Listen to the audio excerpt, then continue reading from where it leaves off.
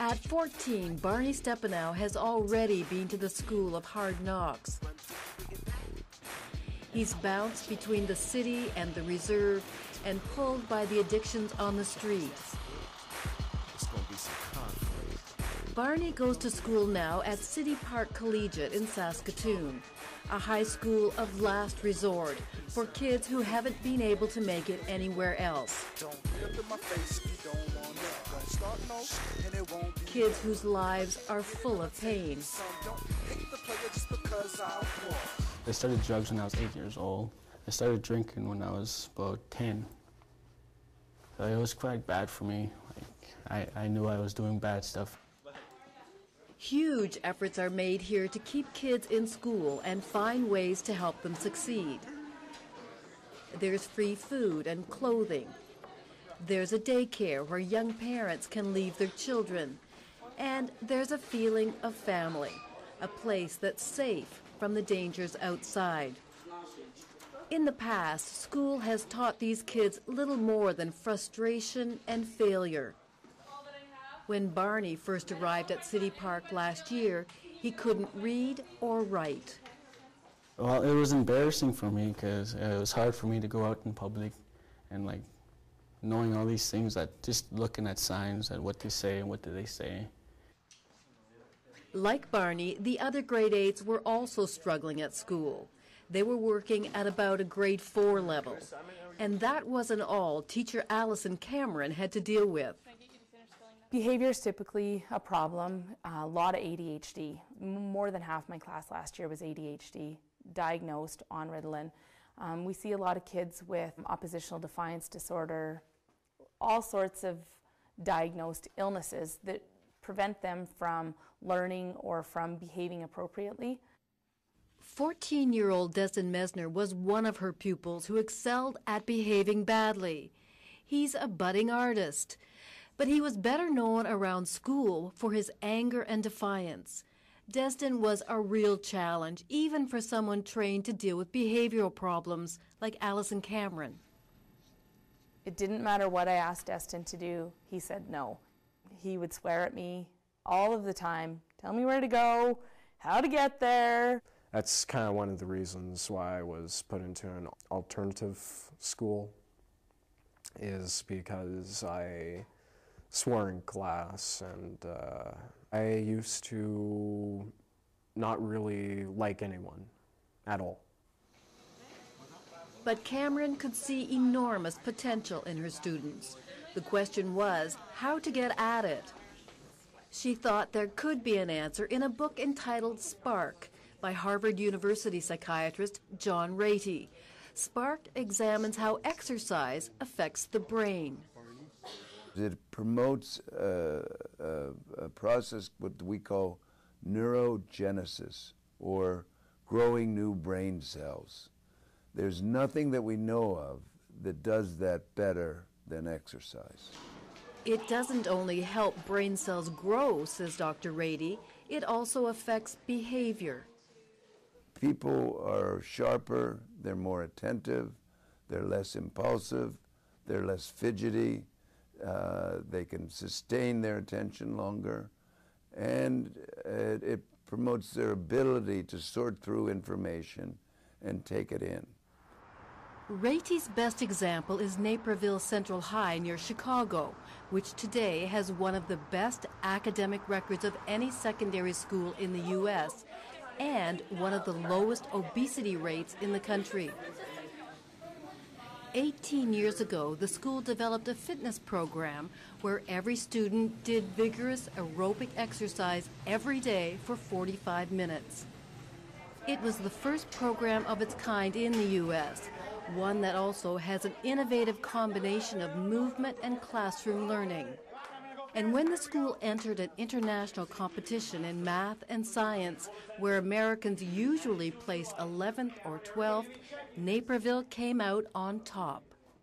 98% of their 8th graders took this test, and they scored #1 in the world in science and #6 in math, which was amazing.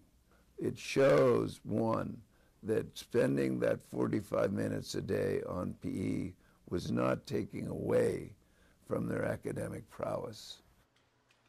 Excited by Naperville, Allison Cameron went to her principal and asked if she could move exercise equipment into her classroom.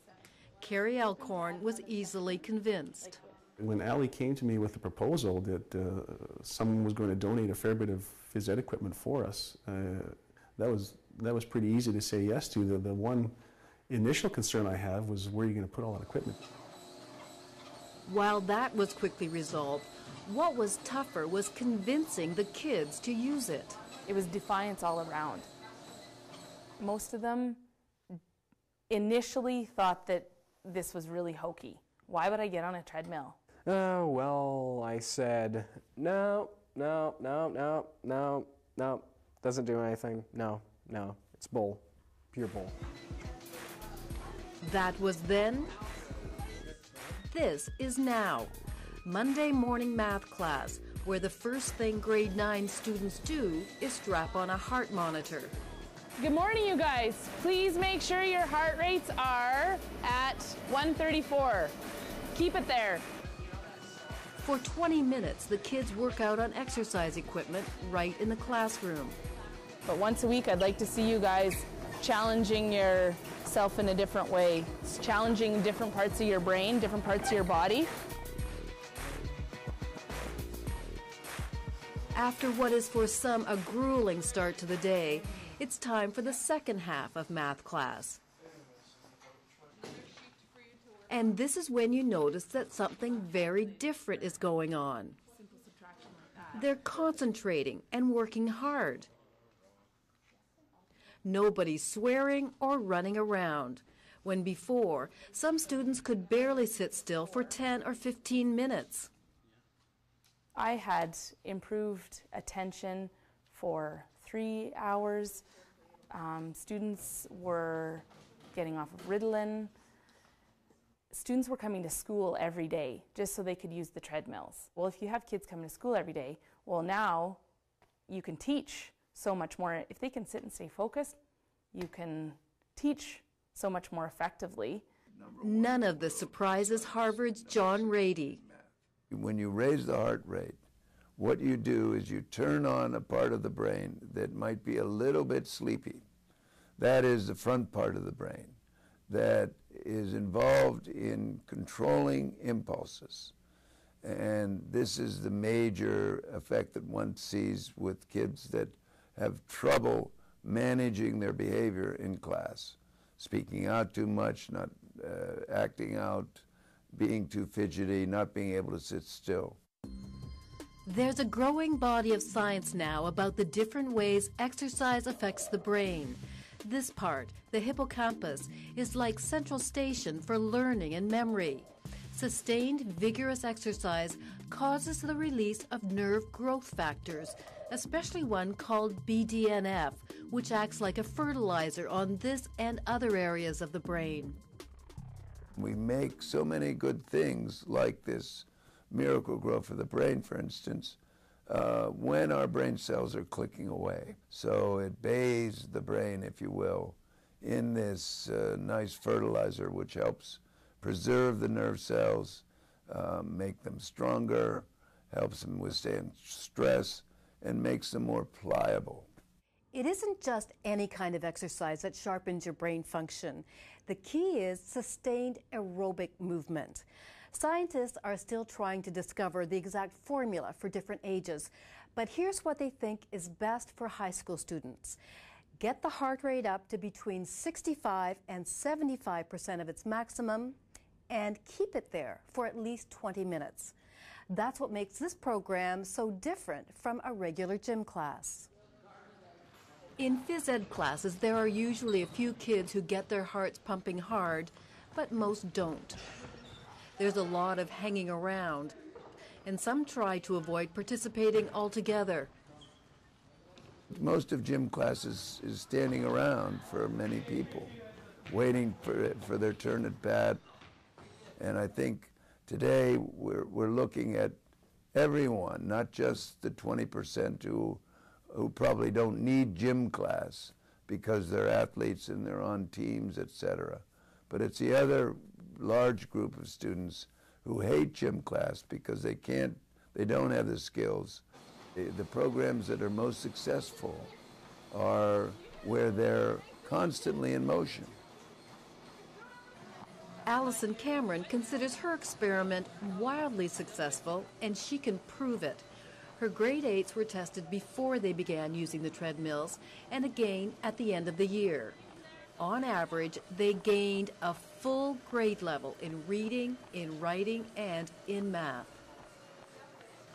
There's no way to explain it other than this program. I had them from September till February, and I didn't see any sort of improvements even close to that. Wow. So in the last 4 months, the only thing that changed was the treadmills. So, how did Barney Stepanow do? Remember, at the beginning of grade 8, he couldn't read or write, and at first, things weren't looking good. I could not get him to sit in his desk. 10 minutes max, unless he was sleeping, which it was one extreme or the other. By February, he was the kid that had, for the first time, finished an assignment. Well, I just noticed, I started getting smarter. I started knowing, I started paying attention more. Barney also started talking about turning his life around and thinking about his future. I just see people out there doing drugs, doing needles. And I see that basically every day, and I look at that person and it's like, is that me? Is that how I want to grow? Is that going to be me in the future? During the 4-month-long program, Barney's academic performance took a huge leap forward. His reading improved over 20% and his comprehension by 400%. You always know something, Destin. I don't. Allison Cameron says Destin has benefited too. These days, they have a good rapport. He's taking a real interest in his classes, and he's less defiant. Destin and I have a really good relationship now, and I don't know that we necessarily would have without that. He really put a lot in this. For him, it was really out of his comfort zone. Yeah, kind of changed. What changed your mind? Well, I felt more energized, for one. I felt a little bit happy-ish. The biggest turnaround was in Destin's mood. He was able to control his anger and to concentrate more. But academically, he also showed remarkable progress. His reading went up by 25%, math 25%, and comprehension by 30%. At school and at home, kids are moving less and less. Unlike our ancestors who were on the move all the time, we mostly sit on our butts, hunter-gatherers of information. Our brains are geared for us to move, and if we don't, we get into the kind of trouble that we're in today. Lack of resilience, the obesity crisis, to be sure, and actually not using our brains to the maximum. Allison Cameron and her students won't have to worry about that. Her program worked so well last year that this year it's been expanded. Now most of City Park's grade 8s and 9s work out in class 20 minutes 3 times a week. Her greatest satisfaction, though, is that something so simple has affected her students in such a profound way. Oh, God, we never dreamed that we would have had the amount of success that we had last year. It was incredible. Everybody improved, and if I wasn't there, if I didn't witness it, I honestly wouldn't believe it. Check your heart rate right now, please, Barney. Cameron feels she's found a winning formula. Less sitting equals more learning, and it's a formula she's hoping to share. She's helped set up a foundation to encourage other schools to get involved in similar programs, and if they can't afford it, provide them with the necessary equipment. Joan Leishman, CBC News, Saskatoon.